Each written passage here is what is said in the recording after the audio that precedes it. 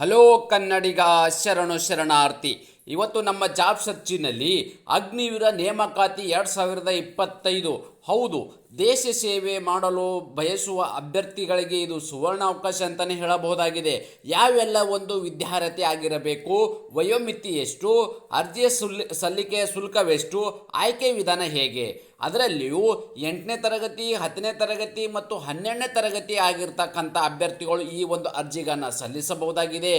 ಅಗ್ನಿವೀರ ಹುದ್ದೆಗಳ ಕನಸು ಕಾಣ್ತಿರ್ತಕ್ಕಂಥ ವಿದ್ಯಾರ್ಥಿಗಳಿಗೆ ಇದು ಸುವರ್ಣ ಅವಕಾಶವಿದ್ದು, ಇದೇ ರೀತಿ ಕೇಂದ್ರ ಸರ್ಕಾರ ಮತ್ತು ರಾಜ್ಯ ಸರ್ಕಾರದ ಹೊಸ ಉದ್ಯೋಗ ಮಾಹಿತಿ ನಾವು ಪ್ರತಿನಿತ್ಯ ಕೊಡ್ತಾ ಇರ್ತೇವೆ. ಆ ಎಲ್ಲ ನೋಟಿಫಿಕೇಶನ್ಗಳಿಂದ ನೀವು ಮಿಸ್ ಆಗಬಾರ್ದು ಅಂತ ಹೇಳಿದ್ರೆ ನಮ್ಮ ಯೂಟ್ಯೂಬ್ ಚಾನಲನ್ನು ಸಬ್ಸ್ಕ್ರೈಬ್ ಜೊತೆಗೆ ಬೆಲ್ ಐಕನ್ ಕ್ಲಿಕ್ ಮಾಡೋದನ್ನು ಮರೆಯಬೇಡಿ. ನ್ಯೂ ಜಾಬ್ ಕನ್ನಡ ತಪ್ಪದೆ ಒಂದು ಲೈಕ್ ಕೊಡಿ. ಭಾರತೀಯ ಸೇನಾ ಇಂಡಿಯನ್ ಆರ್ಮಿಯಲ್ಲಿ ಖಾಲಿ ಇರುವ ಅಗ್ನಿವೀರ ಹುದ್ದೆಗಳ ಅಧಿಸೂಚನೆ ಹೊರಡಿಸಲಾಗಿದೆ. ಈ ಹುದ್ದೆಗಳಿಗೆ ಆಸಕ್ತ ಹೊಂದಿರುವ ಹಾಗೂ ಈ ನೇಮಕಾತಿಗೆ ಬೇಕಾದ ಎಲ್ಲ ಅರ್ಹತೆ ಹೊಂದಿರುವ ಅಭ್ಯರ್ಥಿಗಳು ಅಧಿಸೂಚನೆಯನ್ನು ಬಗ್ಗೆ ನಾನು ಕಂಪ್ಲೀಟಾಗಿ ವಿವರವನ್ನು ಕೊಡ್ತೀನಿ.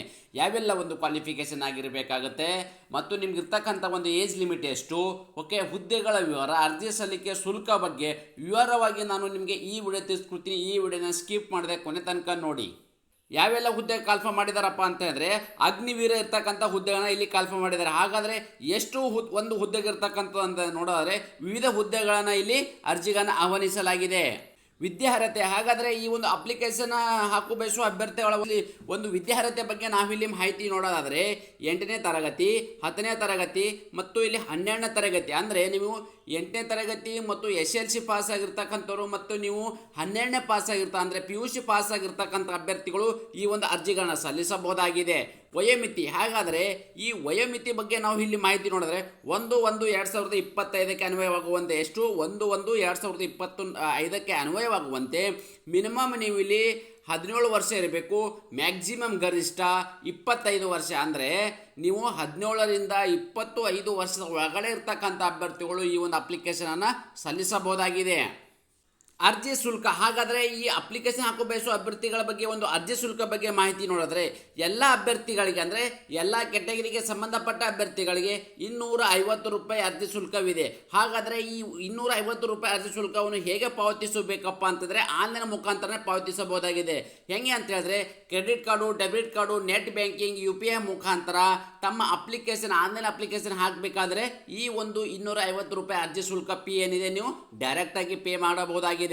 ಹಾಗಾದರೆ ವೇತನ ಶ್ರೇಣಿ, ಆಯ್ಕೆಯಾಗಿರ್ತಕ್ಕಂಥ ಅಭ್ಯರ್ಥಿಗಳಿಗೆ ಪ್ರತಿ ತಿಂಗಳು ಸಿಗ್ತಕ್ಕಂಥ ವೇತನ ಬಗ್ಗೆ ನಾವು ಇಲ್ಲಿ ಮಾಹಿತಿ ನೋಡೋದಾದರೆ ಪ್ರತಿ ತಿಂಗಳು ಅವರಿಗೆ ಇಲ್ಲಿ 30,000ದಿಂದ 40,000 ರೂಪಾಯಿವರೆಗೂ ವೇತನ. ಅಂದರೆ ನಿಮಗೆ ಮೊದಲನೇ ವರ್ಷಕ್ಕೆ ಇಲ್ಲಿ 30,000, 2ನೇ ವರ್ಷಕ್ಕೆ ನಿಮಗೆ ಇಲ್ಲಿ 35,000 ಮತ್ತು 3ನೇ ವರ್ಷಕ್ಕೆ ಇಲ್ಲಿ 40,000 ರೂಪಾಯಿ ಇಲ್ಲಿ ವೇತನವನ್ನು ನೀಡಲಾಗುವುದು. ಆಯ್ಕೆ ವಿಧಾನ, ಅಂದರೆ ಈ ಅಪ್ಲಿಕೇಶನ್ ಹಾಕಿರ್ತಕ್ಕಂಥ ಅಭ್ಯರ್ಥಿಗಳನ್ನ ಸೆಲೆಕ್ಷನ್ ಹೇಗೆ ಮಾಡ್ತಾರಪ್ಪ ಅಂತಂದರೆ ಭಾರತೀಯ ಸೇನಾ ನೇಮಕಾತಿ ಅಧಿಕೃತ ಅಧಿಸೂಚನೆ ಪ್ರಕಾರ ಮೊದಲನೇದಾಗಿ ಲಿಖಿತ ಪರೀಕ್ಷೆ ನಡೆಸಲಾಗುವುದು. ಆ ಲಿಖಿತ ಪರೀಕ್ಷೆಯಲ್ಲಿ ಕ್ವಾಲಿಫೈ ಆಗಿರ್ತಕ್ಕಂಥ ಅಭ್ಯರ್ಥಿಗಳನ್ನ ದೈಹಿಕ ಪರೀಕ್ಷೆ ನಡೆಸಲಾಗುವುದು. ನಂತರ ಟೈಪಿಂಗ್ ಪರೀಕ್ಷೆ ಮತ್ತು ಹೊಂದಾಣಿಕೆ ಪರೀಕ್ಷೆ, ಇದಾದ ನಂತರ ಫೈನಲ್ ಆಗಿ ದಾಖಲಾತಿ ಪರೀಕ್ಷೆ, ಅಂದರೆ ನಿಮಗೆ ಇಲ್ಲಿ ಡಾಕ್ಯುಮೆಂಟ್ ವೆರಿಫಿಕೇಶನ್ ಮಾಡಲಾಗುವುದು. ಇದರಾದ ನಂತರ ವೈದ್ಯಕೀಯ ಪರೀಕ್ಷೆ ಮಾಡಿ ಸಂದೇಶದ ಮೂಲಕ ಮೆರಿಟ್ ಆಧಾರದ ಮೇಲೆ ಅಭ್ಯರ್ಥಿಗಳ ಆಯ್ಕೆಯನ್ನು ಮಾಡಲಾಗುವುದು. ಫಿಸಿಕಲ್ ಫಿಟ್ನೆಸ್ ಬಗ್ಗೆ ನಾವಿಲ್ಲಿ ಮಾಹಿತಿ ನೋಡೋದಾದರೆ ಹೈಟು 162 ಸೆಂಟಿಮೀಟರ್ ಇರಬೇಕಾಗತ್ತೆ. ವೇಟು ಇಲ್ಲಿ ತಾವುಗಳು ಗಮನಿಸಬಹುದು. ಅಂದರೆ ನಿಮಗೆ ಇರ್ತಕ್ಕಂಥ ಒಂದು ಹೈಟ್ ಬಗ್ಗೆ ಮತ್ತು ಇರ್ತಕ್ಕಂಥ ಒಂದು ಇಲ್ಲಿ ವೇಟ್ ಬಗ್ಗೆ, ಅಂದರೆ 155 ಸೆಂಟಿಮೀಟರ್ ಇರ್ತಕ್ಕಂಥವ್ರಿಗೆ ಇಲ್ಲಿ 43.2 kg, ಅಂದರೆ ಅವ್ರಿಗೆ ಇರ್ತಕ್ಕಂಥ ಒಂದು ವೇಟು, ಅಂದರೆ ಇಲ್ಲಿ ಇರ್ತಕ್ಕಂಥ ನಿಮಗೆ ಹೈಟ್ ಇದೆ, ಆ ಹೈಟ್ ತಕ್ಕಂತೆ ಇಲ್ಲಿ ಕೂಡ ವೇಟ್ ಇರ್ತಕ್ಕಂಥ ಏನು ಪ್ಯಾರಾಮೀಟ್ರನ್ನು ನೀವು ತಗೊಳ್ಳಿ ಇಲ್ಲಿ ಗಮನಿಸಿ. ಓಕೆ, ನೀವು ಯಾವ ಒಂದು ಪ್ಯಾರಾಮೀಟ್ರಲ್ಲಿ ಹೊಂದಿಕೆ ಆಗ್ತಾ ಇದ್ದೀರಿ ಅದು ಎಲಿಜಿಬಲ್ ಇದೆ ಅಂತ ತಗೊಂಡು ಗಮನಿಸಿಕೊಂಡು ತಮ್ಮ ಅಪ್ಲಿಕೇಶನ್ ಸಲ್ಲಿಸಬಹುದು. ಸುತ್ತಳತೆ ಬಗ್ಗೆ ಇಲ್ಲಿ ಮಾಹಿತಿ ನೋಡೋದಾದರೆ 5 ಸೆಂಟಿಮೀಟರ್, ಅಂದರೆ ನಿಮಗೆ ಇಲ್ಲಿ ಮಿನಿಮಮ್ ಆಗಿ 80 ಸೆಂಟಿಮೀಟರ್ ಇರಬೇಕಾಗತ್ತೆ. ಸೊ ಎದೆಯನ್ನು ನೀವು ಉಬ್ಬಿಸಿದಾಗ 5 ಸೆಂಟಿಮೀಟರ್ ಅಂದರೆ 85 ಸೆಂಟಿಮೀಟ್ರನ್ನು ಹೊಂದಿರಬೇಕಾಗತ್ತೆ.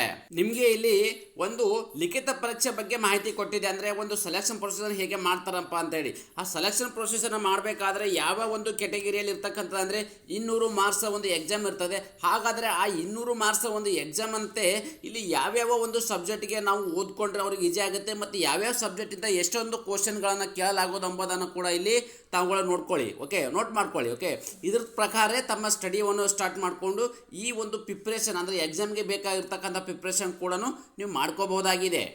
ಅರ್ಜಿ ಸಲ್ಲಿಸುವ ವಿಧಾನ: ಆಸಕ್ತ ಮತ್ತು ಅರ್ಹ ಅಭ್ಯರ್ಥಿಗಳು 12/3/2025 ಇದು ಆಲ್ರೆಡಿ ಅಪ್ಲಿಕೇಶನ್ ಪ್ರಾರಂಭವಾಗಿದ್ದು 10/4/2025 ಒಳಗಡೆ ತಮ್ಮ ಅರ್ಜಿಗಳನ್ನು ಸಲ್ಲಿಸಬೇಕು. ಅದೇ ರೀತಿ ಭಾರತೀಯ ಸೇನಾ ನೇಮಕಾತಿ ಅಧಿಕೃತ ವೆಬ್ಸೈಟ್ ಏನಿದೆ, ಈ ವೆಬ್ಸೈಟ್ ಕೂಡ ನನ್ನ ಟೆಲಿಗ್ರಾಮು ಮತ್ತು ನನ್ನ ಯೂಟ್ಯೂಬ್ ಡಿಸ್ಕ್ರಿಪ್ಷನ್ ಬಾಕ್ಸಲ್ಲಿ ಕೂಡ ಈ ಲಿಂಕನ್ನು ಕೊಟ್ಟಿರ್ತೀನಿ. ಆ ಲಿಂಕ್ ಮೇಲೆ ಕ್ಲಿಕ್ ಮಾಡೋ ಮೂಲಕ ನೇರವಾಗಿ ತಮ್ಮ ಅಪ್ಲಿಕೇಶನನ್ನು ಸಲ್ಲಿಸಬಹುದಾಗಿದೆ. ನಾವು ನೀಡಿದ ಉದ್ಯೋಗ ಮಾಹಿತಿ ನೀವು ಇಷ್ಟವಾದರೆ ಲೈಕು ಶೇರ್ ಮಾಡೋದನ್ನು ಮರೆಯಬೇಡಿ. ಜೈ ಹಿಂದ್. ನ್ಯೂ ಜಾಬ್ ಕನ್ನಡ, ತಪ್ಪದೆ ಒಂದು ಲೈಕ್ ಕೊಡಿ.